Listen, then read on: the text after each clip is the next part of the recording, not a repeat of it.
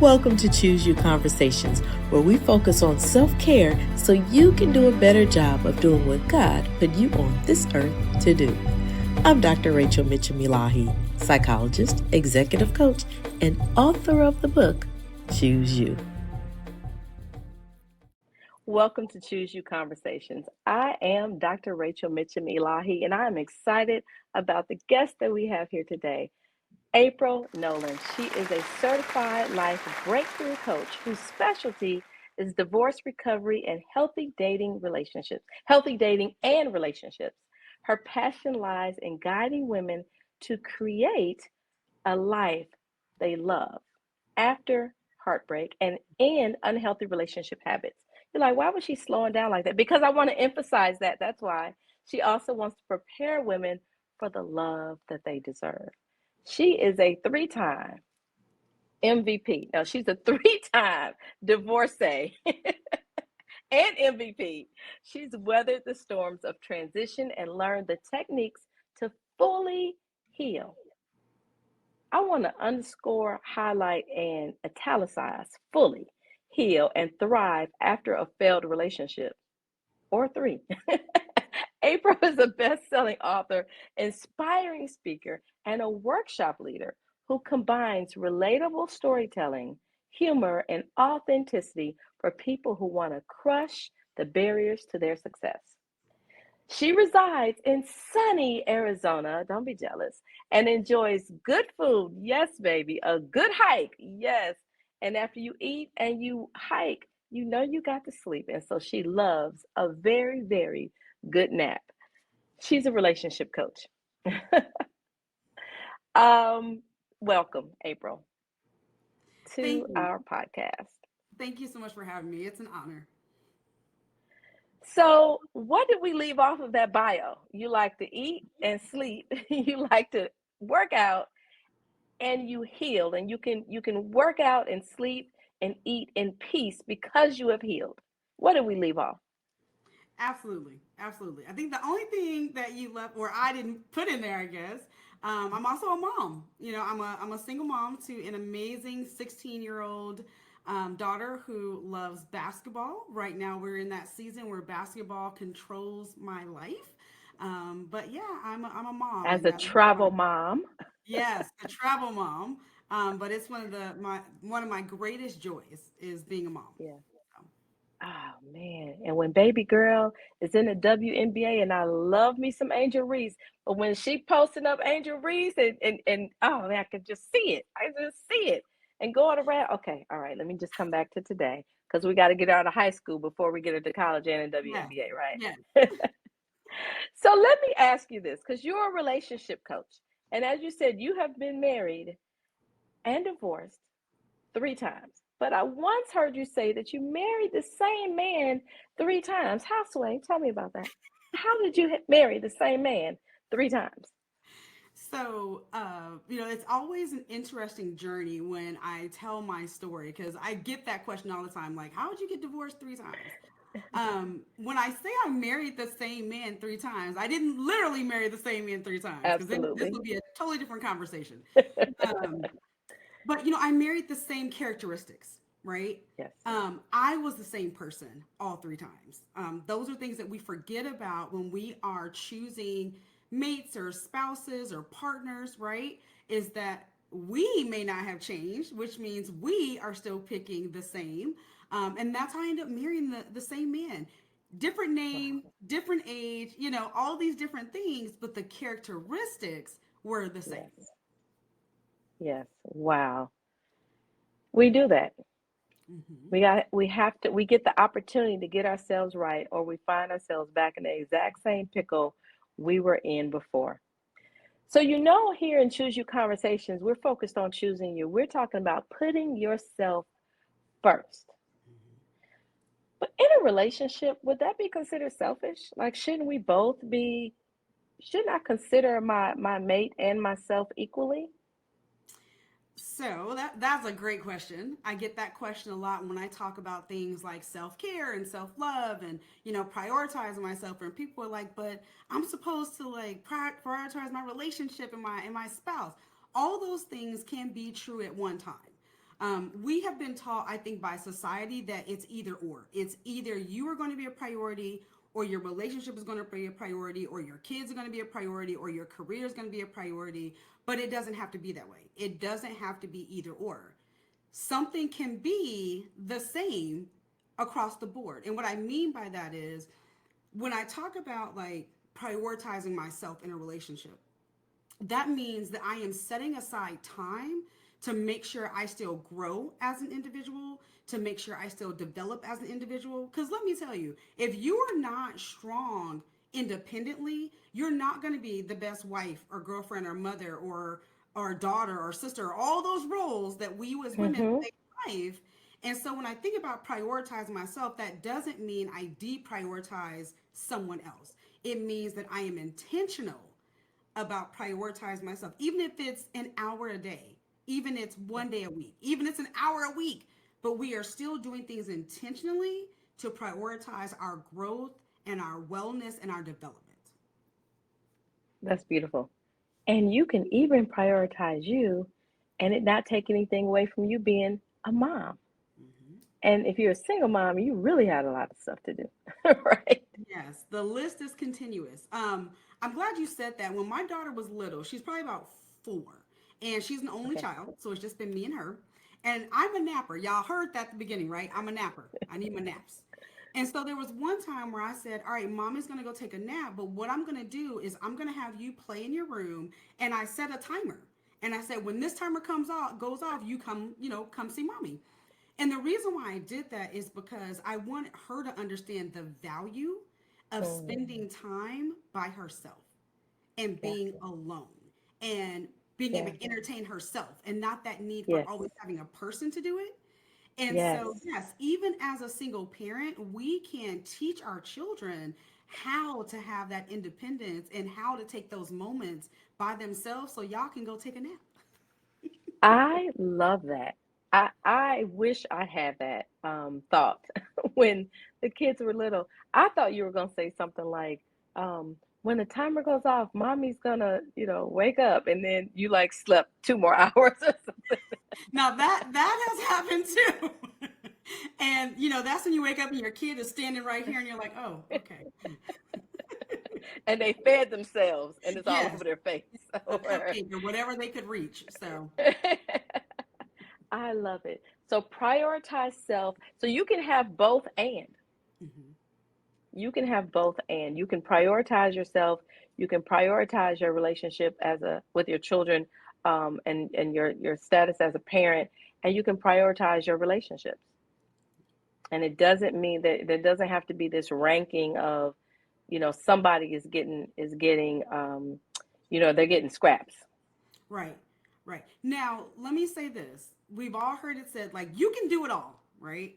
You can do it all, but you might not be able to do everything at one time. And I think that's where we Absolutely. fall into this trap sometimes, particularly as women, is I want to do it all, but you've got to figure out how to do it all, right? Everyone can't get the same amount of time all the time, even yourself. And so, yeah, you can do it all, but you can't do it all at the same time. Right. Right. That's critical. It's really, I think of it in terms of riding a bike. This is how I describe balance. Um, if you are riding a bike and you keep your handlebars straight, you will, and you just pedal, you will fall over. Because if you look at it, if you think about it, when you're riding a bike, there are these teeny tiny incremental adjustments, right? You really are going a little to the left and a little to the right, and a little bit straight and a little to the left and the right. And so that those little adjustments results in balance overall. It balances the whole system. And so if I'm a little to the left, in that split second, I'm not on the right. And if I'm on the right, in that split second, I'm not on the left. And but the whole system is balanced. So I think in terms of physics sometimes. So, that's where that comes from. So if I'm taking care of me today, if this is my day, if this is my Saturday to sleep in, then I can't be booed up and going for, whatever boo might want to do first thing in the morning, because I actually have a date with me first thing in the morning. Or I can't be at the PTA bake sale at 9 a.m. on a Saturday morning, because right now in this moment, this is my time. I might be able to do bake sale later. We might be able to go to the movies later on. Everyone may be able to get a piece of me today, but not at the exact same time. Yes. Yeah. I love the bike riding analogy. That is spot on. I love that. Thank you. Thank you very much. For someone who really doesn't ride bikes, I think I've been on 10 bike rides in the last 20 years, but I'm about to take my bike to the bike shop so I can really live what I talk about. There you go. There you go. so, so I'm going to venture to say, um, and I don't know how many years I've known you, but I didn't know you while you were married. So I'm going to venture to say that in all three of your marriages and separations and divorces, um, that there was some pain. Is that fair to say? Absolutely. Yes. How then do you transform your pain into a purpose focused life? Like, what do our listeners get to understand about being able to move through and past the pain? Yeah. Oh man, that's so good. Um, each let me start by saying that every healing journey is different. So you may Mhm. not do the same things I did. You may not do the same things that you may see someone else do on social media. Your healing journey is very special to you. And so after each divorce, there was a little bit of healing, but I did not truly seek and find real healing, lasting healing until after the third divorce. And some people are saying, well, what took so long? Well, there was something very different with the third one. So the first divorce, we mutually agreed to divorce. It was very short. We had Okay. been married, I think, 2 years. We'd only like been in the same house like 4 months of that, right? So we kind of mutually agreed, like, what are we still married for? We're gonna This go. ain't it. We're like telling jokes in the courthouse. Okay, we're laughing, we're joking. Like that was number one. The second divorce, I chose to leave. I had married someone that was a great person, but we got married for all the wrong reasons. Okay. I'd had a daughter, and I had to ask myself in that relationship, what example am I going to set for her for a relationship? Do I divorce now at 6 months? Or do I already know where this is going and she's 10 or 15? We've had this horrible marriage and now we're divorcing, right? So I chose to leave when she was 6 months old. The difference with the third one, it was twofold. Number one, he left, and he left in a very sudden and detrimental way. And for lack of better words, I felt that one different. I just did, right? I felt a different level of betrayal. There were things that I found out about him after we had gotten married, after we were divorced. So there was a lot of betrayal, there was a lot of dishonesty. So it hit different, just it did. And then the second thing was I now had this 10-year-old daughter. And I had to ask myself once again, what example am I going to leave for her? And then with the third one, I was 42. So when you get divorced at 21, it's like, all right, I'm 21. I got the rest of my life. I'm good. When you get divorced And are at we 30, going out tonight? What we doing tonight, and y'all? that's exactly what I did, right? You get divorced at 31, and it's like, okay, I'm a single parent. I'm trying to figure out life, but I'm still good. I got time. You get divorced at 41, and it's like, okay, something's got to change here. And so, taking that pain, how I transformed it into purpose is that I refuse to believe that I went through all of that for nothing. Refused. One of the best ways for us to heal is to begin to pour into other people. Before this last divorce, I would have never thought about being a relationship coach. I didn't want to work with women outside of like being a business coach. That's what I did, y'all, for 8 years before that. And I was happy. And so through my pain, I started to ask myself, well, how many other people could use this? And I don't want this to be in vain. I don't want to sit here and say I'm a three-time divorcee just because, right? Like, Sure. I'm a three-time divorcee, but now I'm out here helping women. So Right. there were a lot of different reasons that made me say I want more. And then lastly, y'all, I was sick and tired of the same old cycle.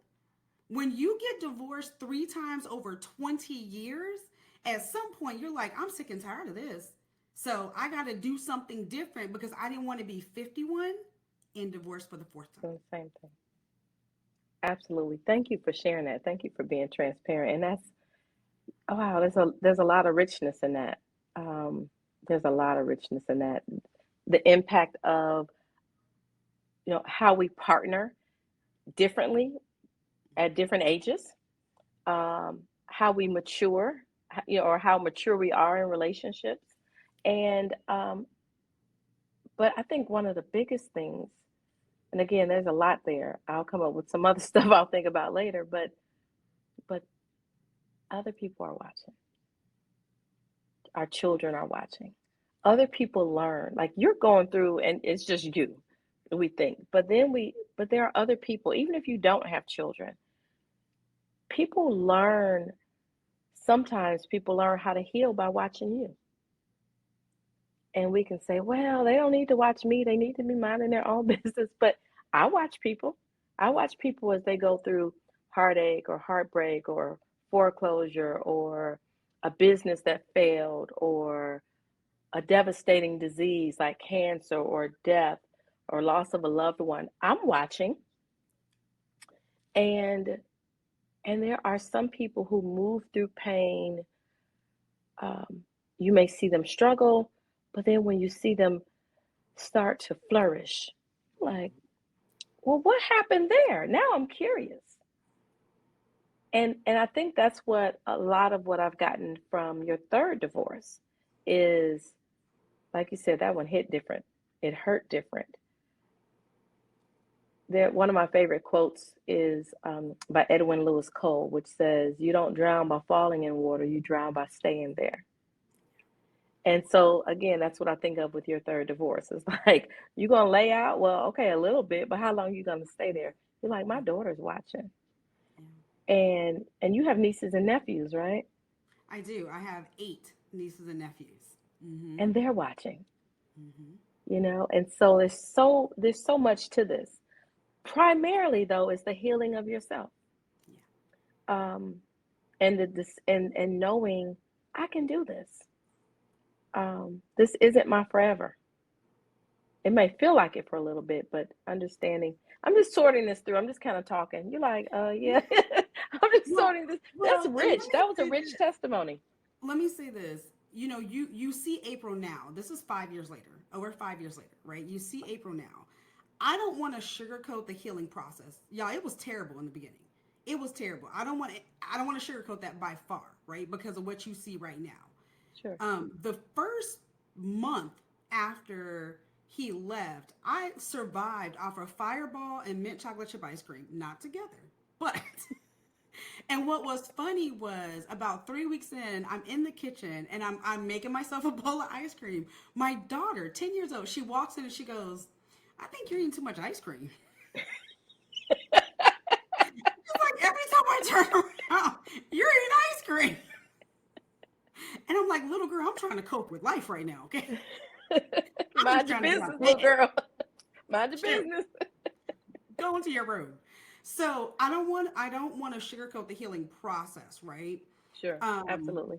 I sit here today with the words of you can do it. But it was a journey. It was a struggle. I did not do it alone, and I'm sure we'll talk about that a little bit later, but Sure. you know, it was a struggle. It was horrific, you know. It was horrific. It was probably one of the worst things I had ever gone through. And the fact that I'd gone through it 3 times, right? So every emotion you could think about, sadness, depression, feeling like a failure, feeling unloved, feeling rejected, all Sure. these things. Like I went through what I call the amusement park of emotions, right? I equate it to you're stuck in this amusement park that you can't you can't leave, and you're being forced to go on these rides all of a sudden. And it's like, I just want to get off the ride. Like, I I just just want to, want to go. I just want to go. I want to go home. And so, yeah, I don't want to sugarcoat that it was a journey. And so, if you're someone who is newly out of a marriage, out of a breakup, and you literally feel like your world is falling apart and you're in that amusement park of emotions, that is okay. That is all It's right. funny to me that you said amusement park of emotions because I grew up not very far from one of the best amusement parks in the U.S. And so we love to go to Cedar Point, but every single time I went to Cedar Point, it rained. So when you mentioned the amusement park of emotions, I just see rain. I see the rides. We had fun. The rain would go Mm-hmm. away. It would dry up. And there would be this, there's a certain point that, okay, I've had enough. Like, how much can your stomach drop? But every Right. single time it rained. I was like, how is this possible? But so that image just came up for me as you talk about the amusement park of emotions. Mm-hmm. But you said you didn't go through it alone. Mm-mm. Tell me how your faith in God, your relationship with God, helped pull you through. Yeah. You know, when we talk about what was the difference the third time, right? I did things completely different the third time that I had done the first and the second. So that is one of the keys that I would say that led to lasting healing was because Hmm. I did things totally different this time. I believe that first of all, heartbreak is a trauma. When we think about a trauma to the body, we think about a broken bone, we think about a disease, an illness, but heartbreak is a trauma to your body. It is a trauma to your soul, to your mind, it is a trauma. And It I is. don't think that we treat it as one, right? Social media will tell a girl, just get over it, girl, just go out, but it's a trauma and you need to be healed. And I believe that healing of heartbreak takes a circle of care, right? It takes touch points of care. What does that look like? So along my journey, it may have been my best friend was there for certain points, right? It may have been that my therapist was there for certain points. It may have been that I had a spiritual advisor that was there at certain points. It was almost like my life had shattered into these puzzle pieces, and each person that helped me along the way and is still helping me along the way had another piece to the puzzle. So where it may seem like you got this one piece and you're like, I don't even know where this goes. Like, where does this, I don't even know what the picture's supposed to look like. Each time you reach out for another person to help you, it's like another piece and another piece. And before you know it, it's like, oh, I see the picture. I see the picture coming together. So there's a quote that I love, and I can never pronounce the guy's name, so I'm not going to try. It starts with a Z. But he says that, we have to be wise enough to know that we need help and brave enough to ask for it, right? Particularly as black and brown women, take your cape off. Like, you don't have to do this alone. That was one of the biggest differences the third time. The first two, it was, I'm good. I'm good. I'm going to be all right. Right. No, I wasn't. I was so far from Yeah. good. And then the few people that I had around me were like, yep, you're good. No, I wasn't. Yeah. So it takes that therapist or that counselor or that life coach or, that person to say, girl, you're not good and you need some help. The other thing that I advise a lot of my clients to do is make sure you're getting the right help, right? So I think that there's personal help that's good. Your girlfriend, you can cry with her. Your mom or, your family members, they're great. But there's also a professional element to healing.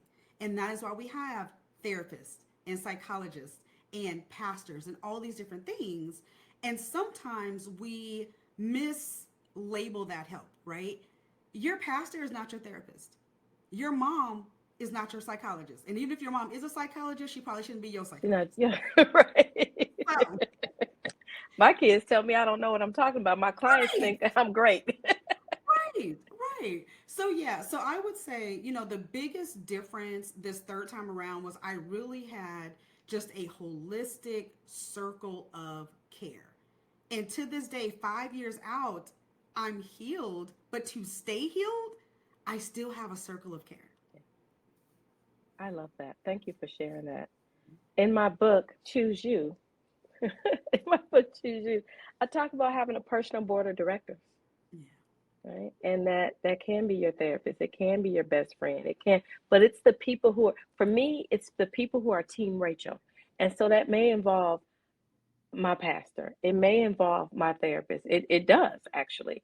But they're focused on me. Yes, they have lives, but they are going to say things to me even if I don't like it because they care about me. And everybody, I have friends, real friends that can't afford it, that can't sit at my board of directors table. Doesn't mean anything bad about them and nothing about me. It just means that there are a limited number of slots for the board of directors seat.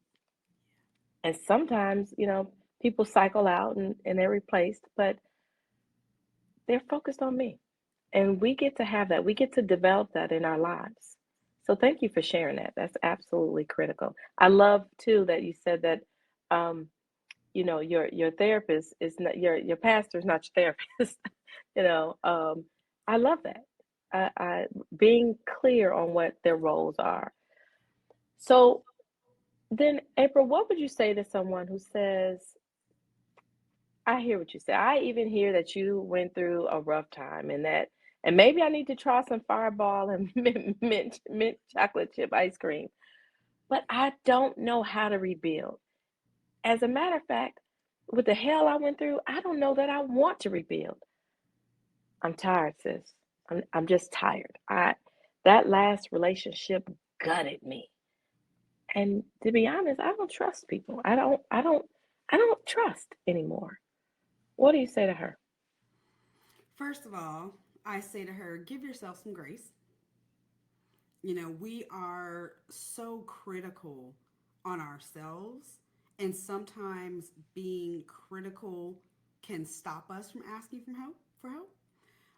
To that woman that says, I don't know where to start, this is when you ask for help. Because you're right, you don't know where to start.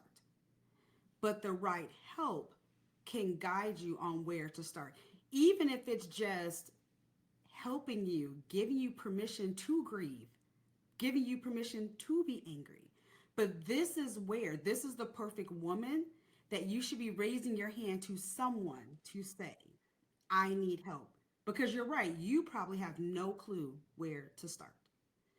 When I think about someone who says, I'm fed up, I don't trust anyone, I don't trust whether it's opposite sex, if you're in a same sex relationship, I just don't trust these relationships, right?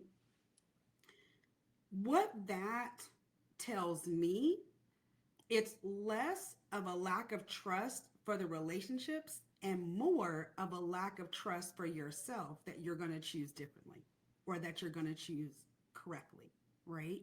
Wow. A lot of times, what we're doing is we're internalizing that relationship, right?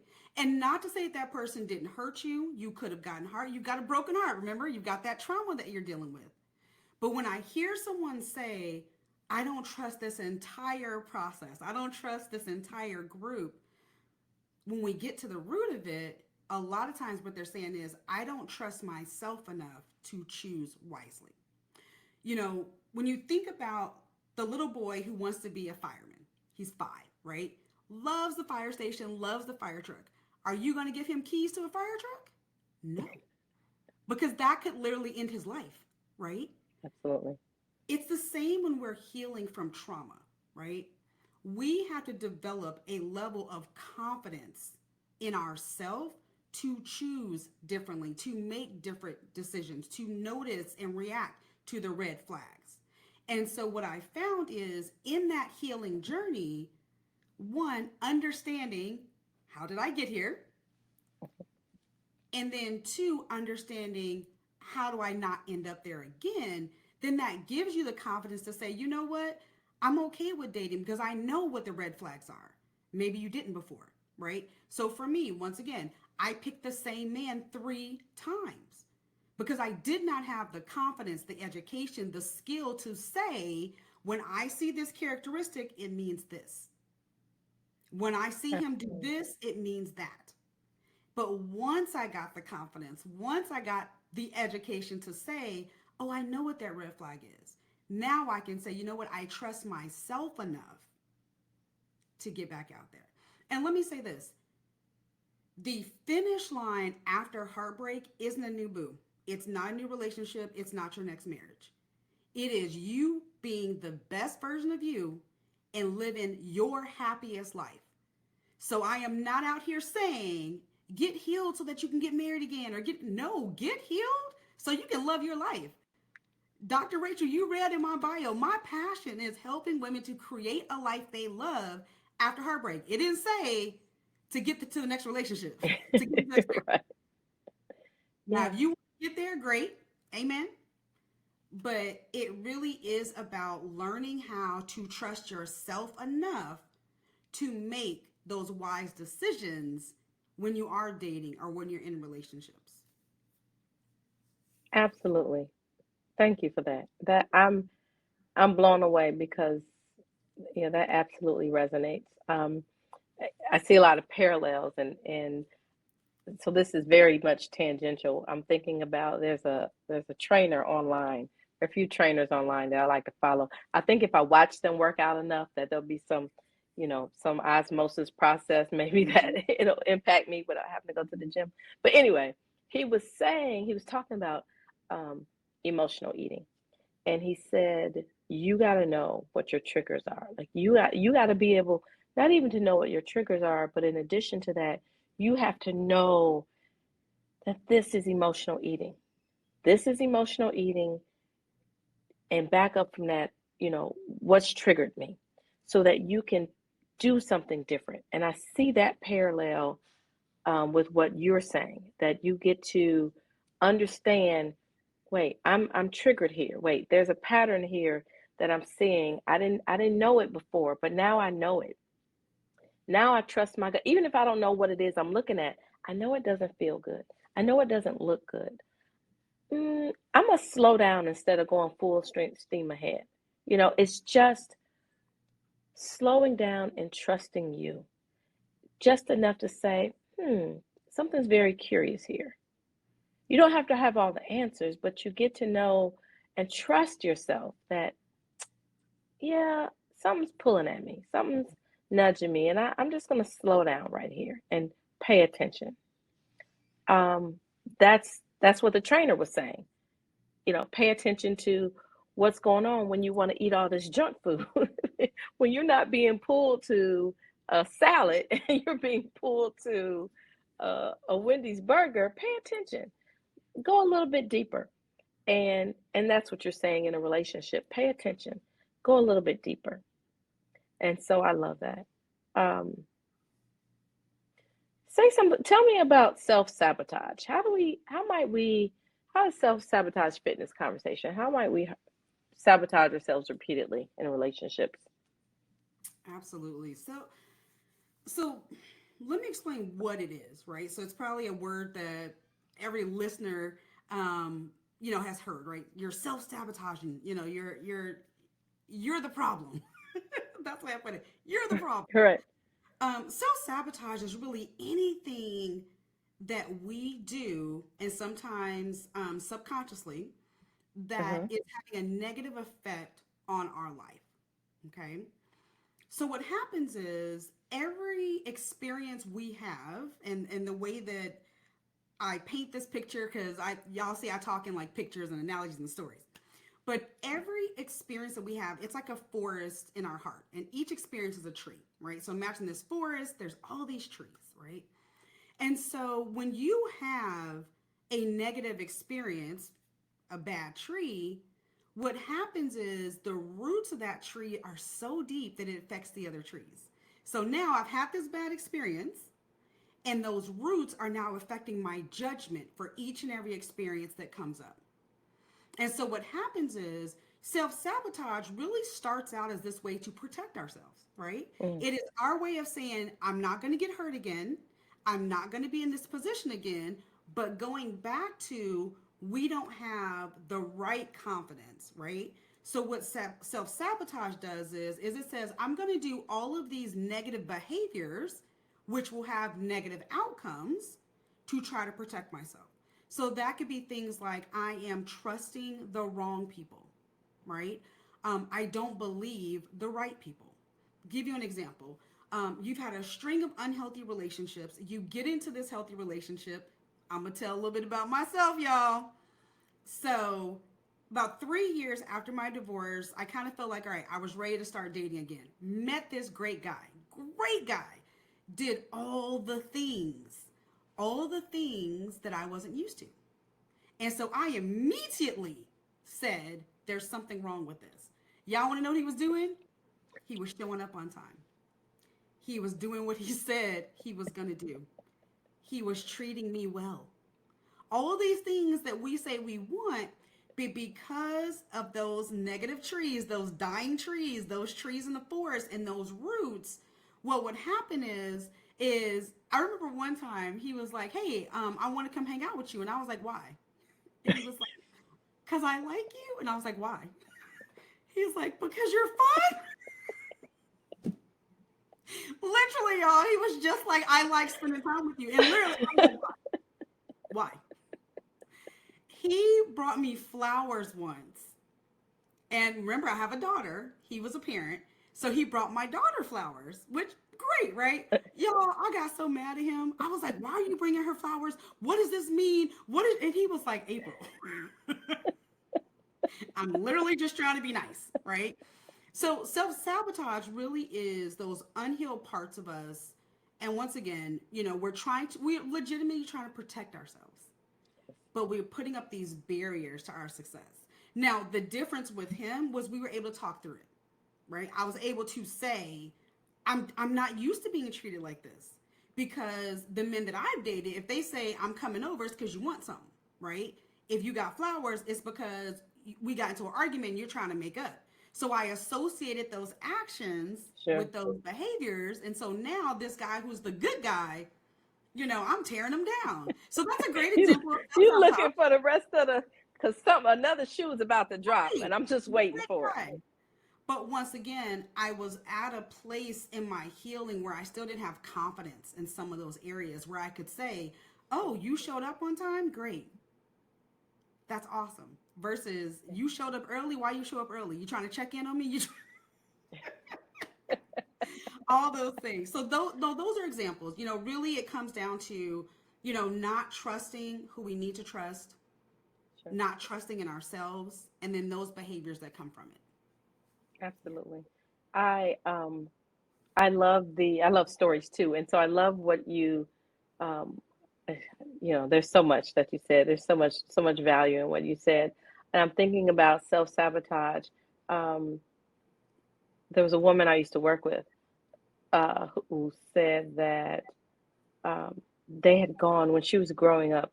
Life was really they were really poor economically, and just went through a lot of hard times.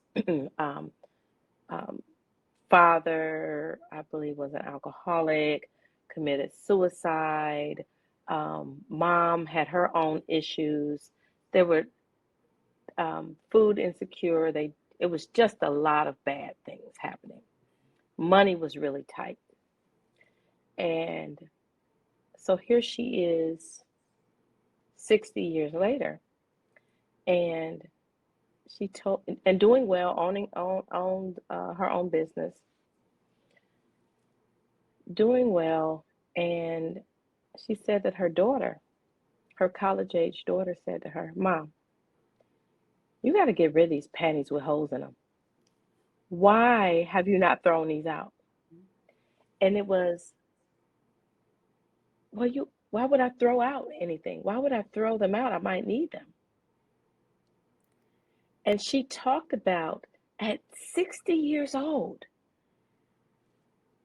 just she'd healed a lot of things, but that was one that she hadn't even thought of. Of course, you never know when hard times are going to come, right? She made six figures. She wasn't, her child was out of the house.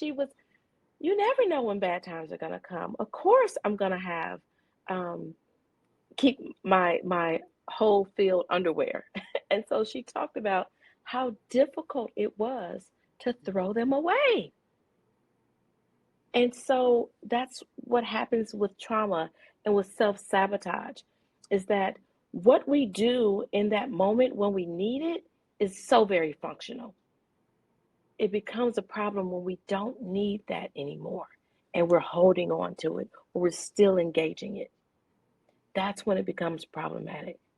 So, yeah, self sabotage, it's so often unconscious. That's the nature of it. Wow. Thank you for your great stories. So, you sort of talked about this already, but I'm curious I'm thinking about writing. And so, what would you say to someone who wants to rewrite their narrative? They want to change. The last few chapters have been challenging, they've been difficult, and I want to do something different. And we've talked about recognizing um, the trauma, the past trauma. We've talked about having a circle of people who care about you and can pour into you. What else do you need? Yeah. Um, that is such a good question. I get that question a lot is how do I restart my story or how do I rewrite my story? Um, you can't rewrite it. That story is written. People ask me, how can you talk about being divorced and even being from a faith-based background? How can you, sit here and talk about it? It's not that I'm glorifying divorce, but I've made a decision, right? That my three divorces will not be the end of my story. That will not Sure. be the last thing that you read about me. If you meet me, that won't be it. And so the third element, and shameless plug, in my book, Move the Finish Line, I talk about those three steps. The first one is acknowledgement, right? It is acknowledging that something is not working, something is broken, and something is unhealed, something ain't working. The second one is asking for help. And the third one, which is the hardest, this is where we get stuck. If you Mm, are going to restart your story, because remember, what's written is written. If you're going to change your narrative, you have to do the work. And that is where we get stuck, right? That is where we say, this is hard, because it is. You know, you were talking about your trainers, right? And so the trainers that you follow, the things that you need to do, the proven things you need to do to like lose weight and be healthy, right? So one of the things that I always hear trainers say is like, for people who want to lose weight, well, you didn't gain all this weight overnight. You're not going to lose it overnight, right? It's the same thing with your healing. When I started my healing journey at 41, I had to unpack 41 years of trauma and do the work to unpack 41 years of trauma. We talk about how did I marry the same person three times? Being molested as a child shaped how I saw men, what I thought made men happy. How do I not get in trouble with a man?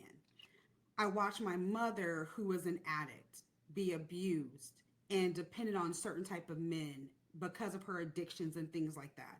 So when I started picking men, my number one thing was twofold. One, I know that I'm stronger than you because I will never allow you to treat me like my mother got treated.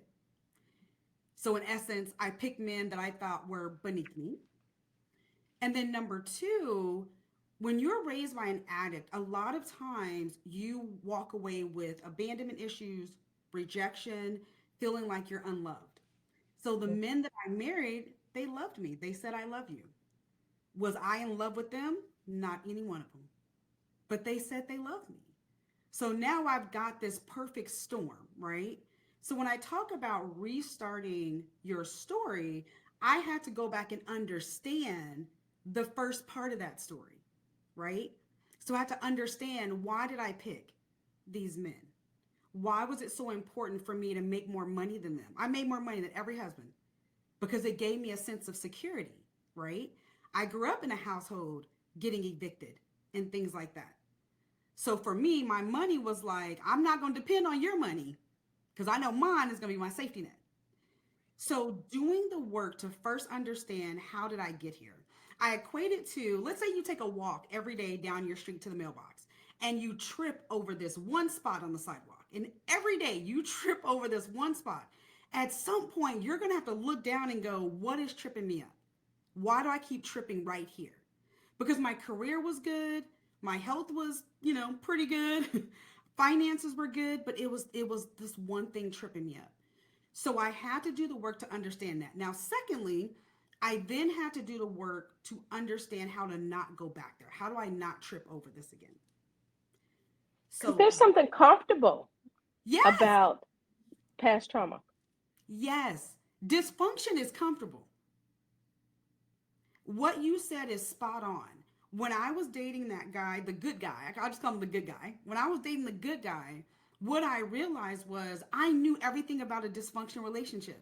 The guy that lied, the guy that cheated, I was ready for all of that. I had a scenario, a plan. I was comfortable. But the good guy threw me off because I was like, what is this? And so I had to do the work. Part of that was forgiving myself, forgiving those that have hurt me. I had to go back to my daughter's father and say, I'm sorry for my part in some of this. And what was crazy was that he told me, he said, April, I've been waiting on that apology for 10 years. 10 years. And we had what I would call a good co parenting. We were good for 10 years. So it may look like forgiveness of yourself and others. You may have to go back to others and ask for forgiveness. A big part of it is this journey of understanding who the heck are you and who do you want to be? That's restarting your story, right? It's getting the right group around you. It's setting boundaries. It's saying, this is what I will and won't accept. But at the end of the day, we have to do the work. And I'm going to be honest with y'all, healing hurts. If you've ever broken something, hurt something, that healing process sucks. It does. But if you are committed to getting through the pain and getting through the healing, then that is when we restart our story. That Sure. is where our narrative changes. That is where our children look at us different and we are now an example. That is how we restart our story. Wow. Sounds so simple. But we know it's not. But there's a necessary start to it. There's a necessary start. You mentioned boundaries. Say more about boundaries in your healing journey and in your relationships.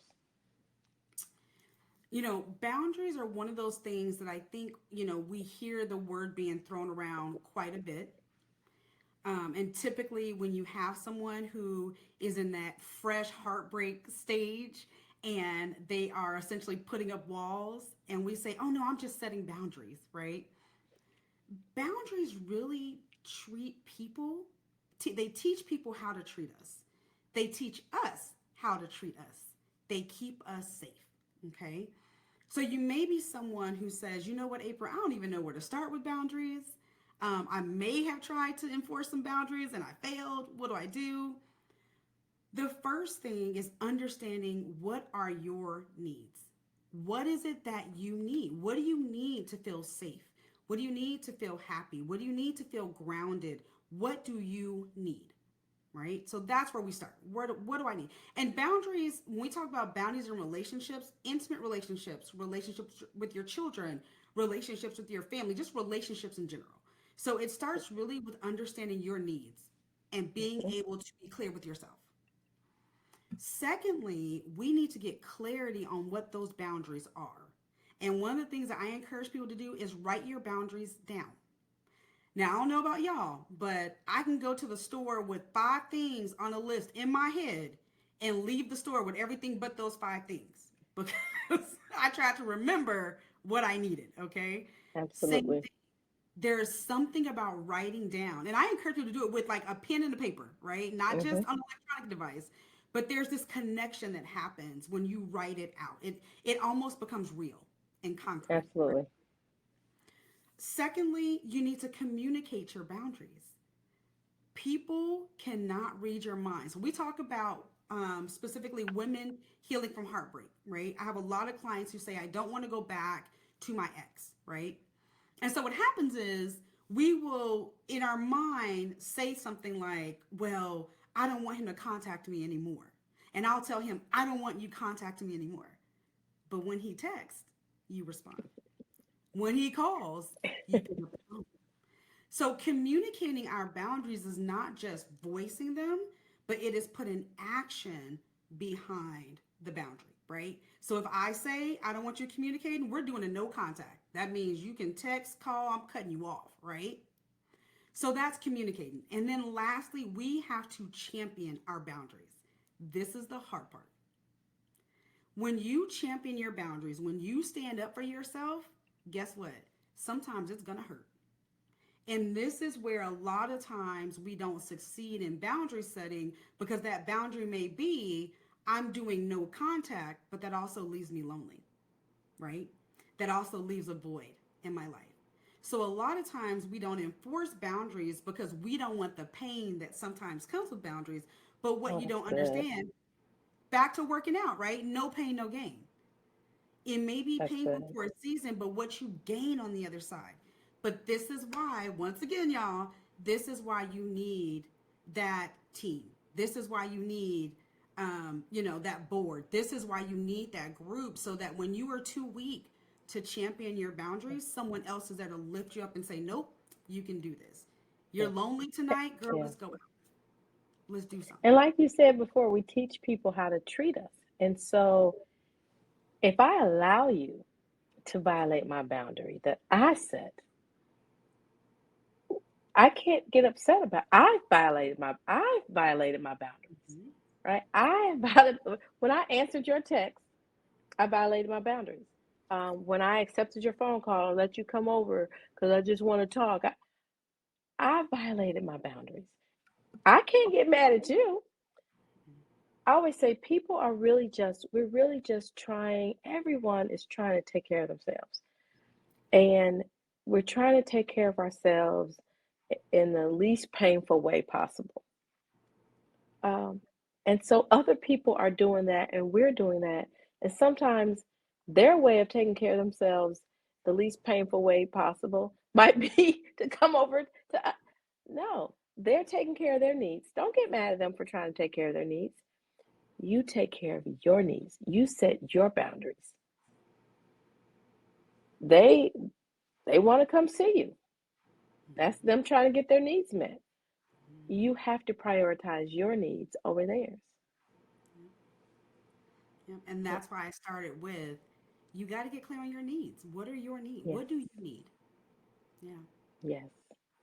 Oh my goodness.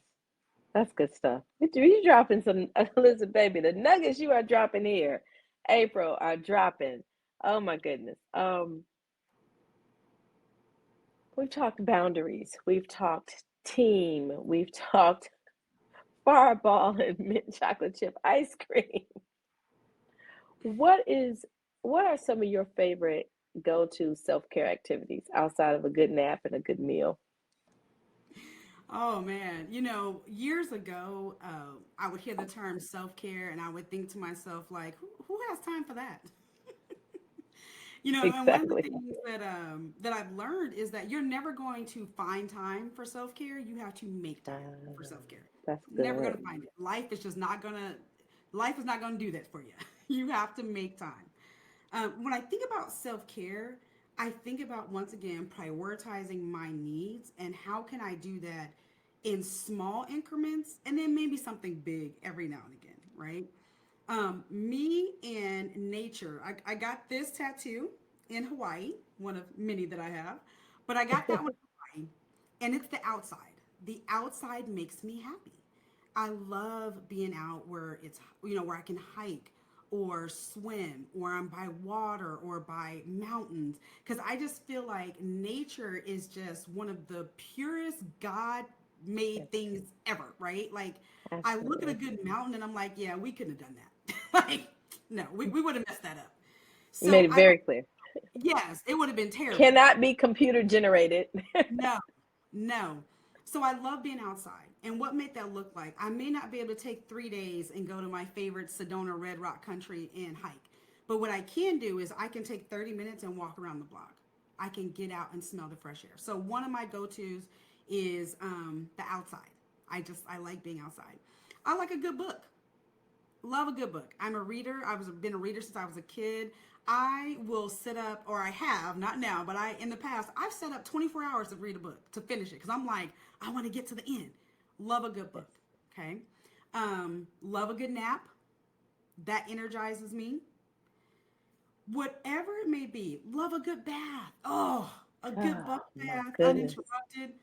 Oh, it's heaven, especially after a good hike. With So a good hike, then a yes. good. And for me, a bubble bath with a book. Oh yes, come on now, come on. A good Yeah. massage. That I love a good massage. Give me all the things. Those are just my go-tos. Whatever yours looks like I said, there are times once a year where I get away by myself and I go to a place called Sedona. It's red rock country, so literally the mountains are these. It's like the color of your shirt, Dr. Rachel. Like they're bright red. Wow. And what I do is I spend 3 days up there. That's my happy place, right? But I can't do that every week. And so Yes. I find those little, well, not find, I make time. And that may Yes. look like I'm literally going to block hours off of my schedule in the middle of the day or when my child is asleep. When my daughter was younger, when she went to bed at like 8, I had me time after that, right? But you're going to have to make that time. Communicate with your family, communicate with your friends. If you have a spouse, figure out when each of you get me time. But get it in there. Get it in there. It's critical. Yeah. It's critical.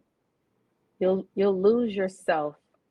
You'll become irritated and angry if you're giving yourself to everything else but yourself. Yes. Yes. And if you Funny haven't enough, figured out what do you say? I was gonna say, funny enough, so I'm in a relationship now.